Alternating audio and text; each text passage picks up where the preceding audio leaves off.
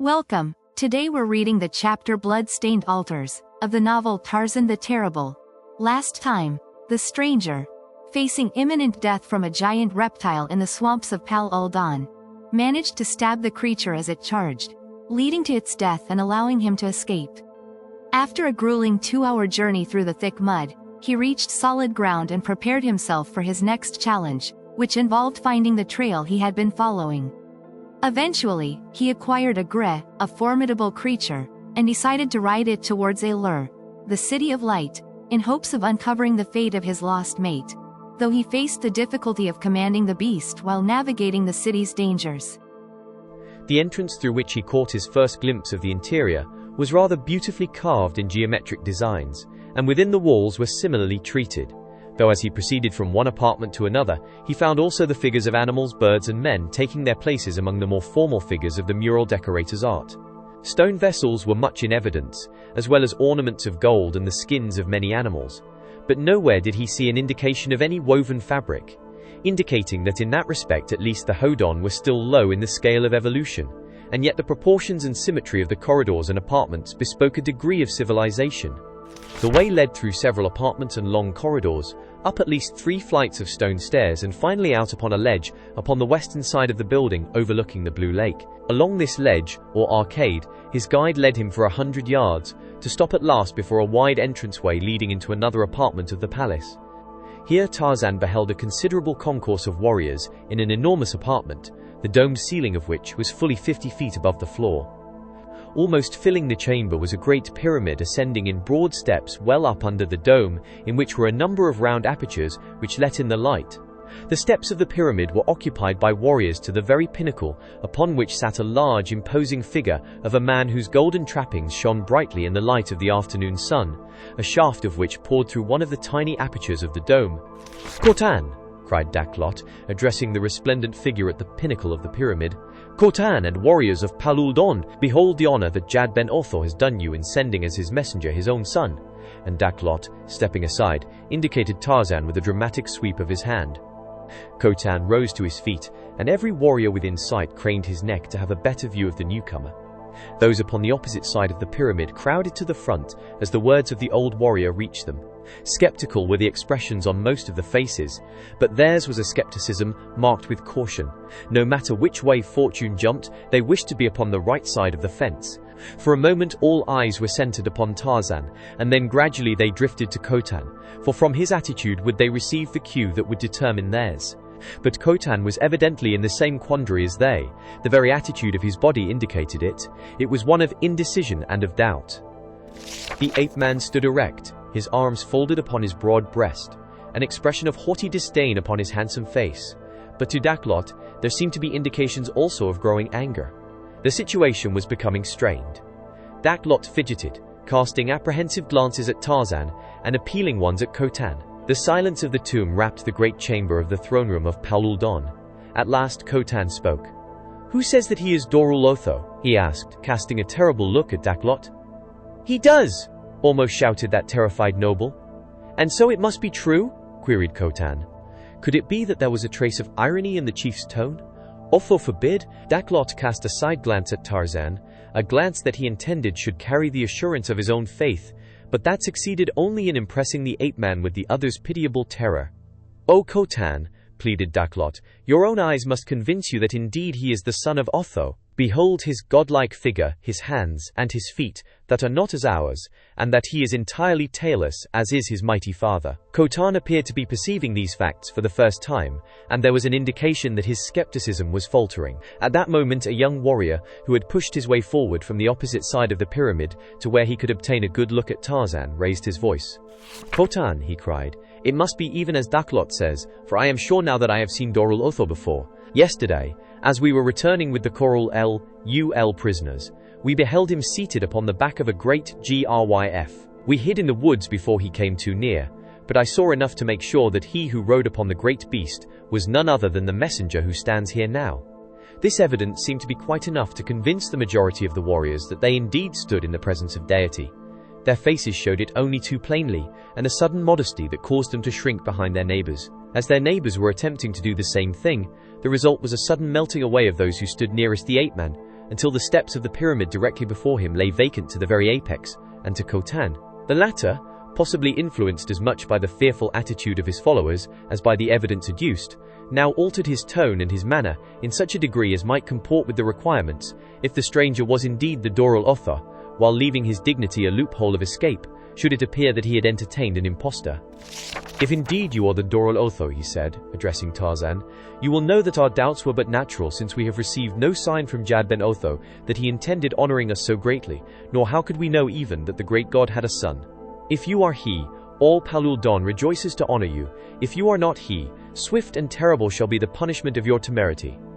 I, Khotan, king of Palul Don, have spoken." "And spoken well, as a king should speak," said Tarzan, breaking his long silence, "who fears and honors the god of his people. It is well that you insist that I indeed be the Doral Otho, before you accord me the homage that is my due. Jad ben Otho charged me specially to ascertain if you were fit to rule his people. My first experience of you indicates that Jad ben Otho chose well when he breathed the spirit of a king into the babe at your mother's breast." The effect of this statement, made so casually, was marked in the expressions and excited whispers of the now awestruck assemblage. At last they knew how kings were made. It was decided by Jad ben Otho while the candidate was still a suckling babe. Wonderful, a miracle. And this divine creature in whose presence they stood knew all about it. Doubtless he even discussed such matters with their god daily. If there had been an atheist among them before, or an agnostic, there was none now, for had they not looked with their own eyes upon the Son of God? "It is well then," continued the ape-man, "that you should assure yourself that I am no impostor. Come closer that you may see that I am not as our men. Furthermore, it is not meet that you stand upon a higher level than the son of your god." There was a sudden scramble to reach the floor of the throne room.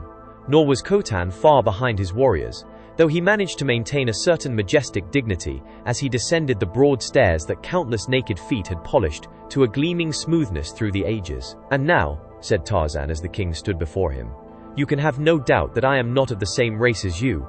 Your priests have told you that Jad ben Otho is tailless. Tailless, therefore, must be the race of gods that spring from his loins. But enough of such proofs as these. You know the power of Jad ben Otho, how his lightnings gleaming out of the sky carry death as he wills it, how the rains come at his bidding, and the fruits and the berries and the grains, the grasses, the trees and the flowers spring to life at his divine direction. You have witnessed birth and death, and those who honor their god honor him because he controls these things. How would it fare then with an impostor who claimed to be the son of this all-powerful god? This then is all the proof that you require, for as he would strike you down should you deny me, so would he strike down one who wrongfully claimed kinship with him." This line of argument being unanswerable must needs be convincing. There could be no questioning of this creature's statements without the tacit admission of lack of faith in the omnipotence of Jad ben Otho. Khotan was satisfied that he was entertaining deity, but as to just what form his entertainment should take, he was rather at a loss to know. His conception of God had been rather a vague and hazy affair, though in common with all primitive people his God was a personal one, as were his devils and demons. The pleasures of Jad ben Otho he had assumed to be the excesses which he himself enjoyed, but devoid of any unpleasant reaction. It therefore occurred to him that the Doral Otho would be greatly entertained by eating large quantities of everything that Khotan liked best, and that he had found most injurious. And there was also a drink that the women of the Hodon made by allowing corn to soak in the juices of succulent fruits, to which they had added certain other ingredients best known to themselves. Khotan knew by experience that a single draught of this potent liquor would bring happiness and surcease from worry, while several would cause even a king to do things and enjoy things that he would never even think of doing or enjoying, while not under the magical influence of the potion. But unfortunately the next morning brought suffering in direct ratio to the joy of the preceding day.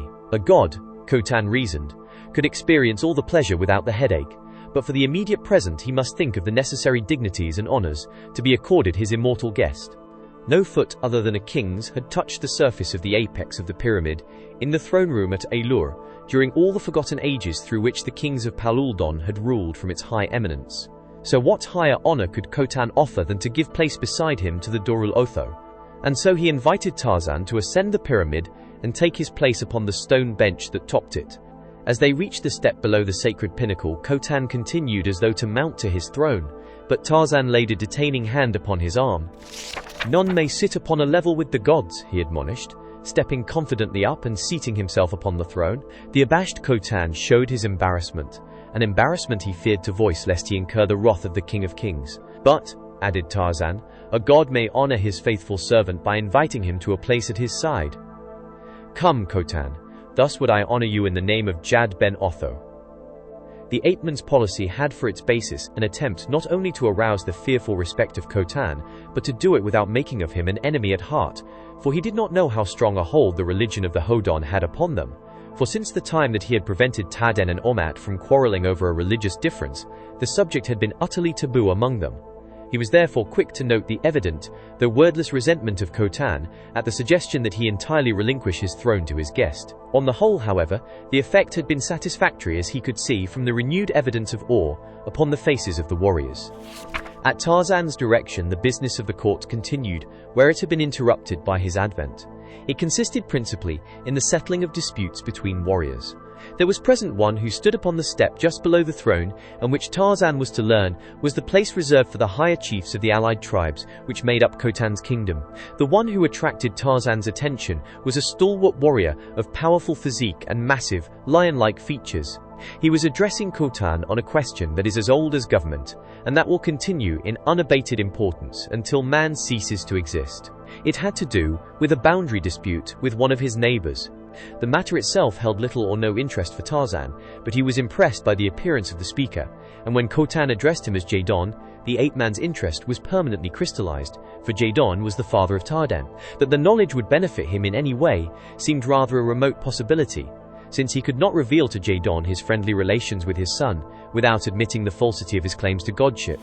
When the affairs of the audience were concluded, Khotan suggested that the son of Jad ben Otho might wish to visit the temple in which were performed the religious rites coincident to the worship of the great god.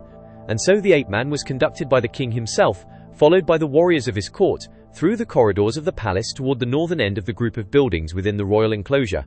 The temple itself was really a part of the palace, and similar in architecture. There were several ceremonial places of varying sizes, the purposes of which Tarzan could only conjecture. Each had an altar in the west end and another in the east, and were oval in shape, their longest diameter lying due east and west. Each was excavated from the summit of a small hillock, and all were without roofs. The western altars invariably were a single block of stone, the top of which was hollowed into an oblong basin. Those at the eastern ends were similar blocks of stone with flat tops, and these latter, unlike those at the opposite ends of the ovals, were invariably stained or painted a reddish brown. Nor did Tarzan need to examine them closely to be assured of what his keen nostrils already had told him, that the brown stains were dried and drying human blood.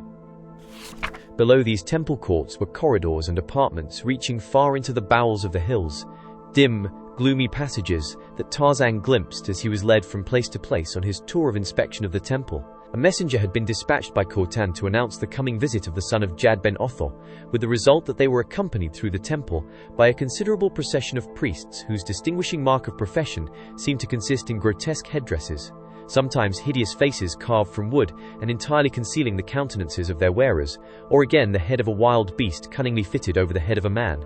The high priest alone wore no such headdress. He was an old man with close-set, cunning eyes and a cruel, thin-lipped mouth.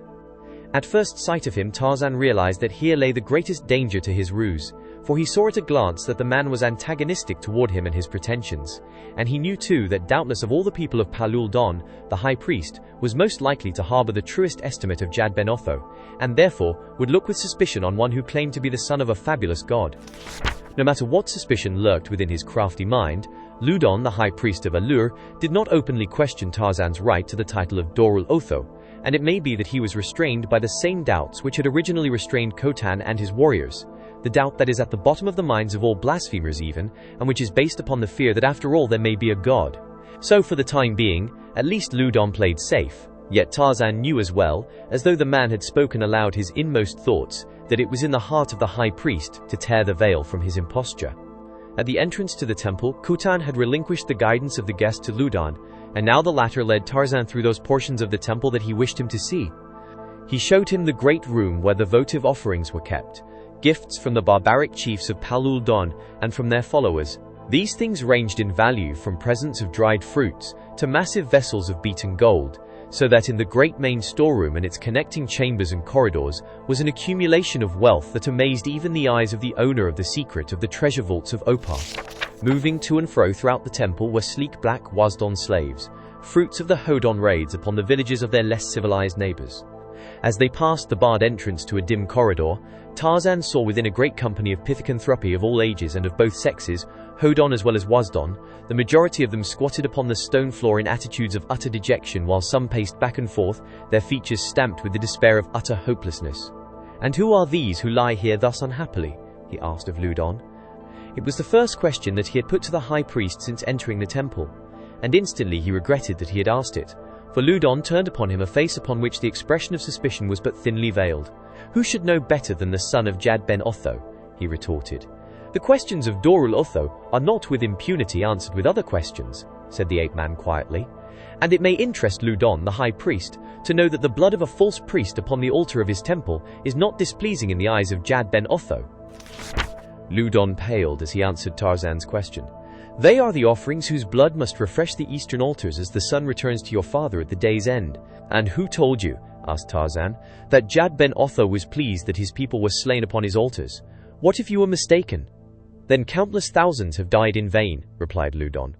Khotan and the surrounding warriors and priests were listening attentively to the dialogue. Some of the poor victims behind the barred gateway had heard and rising, pressed close to the barrier through which one was conducted just before sunset each day, never to return.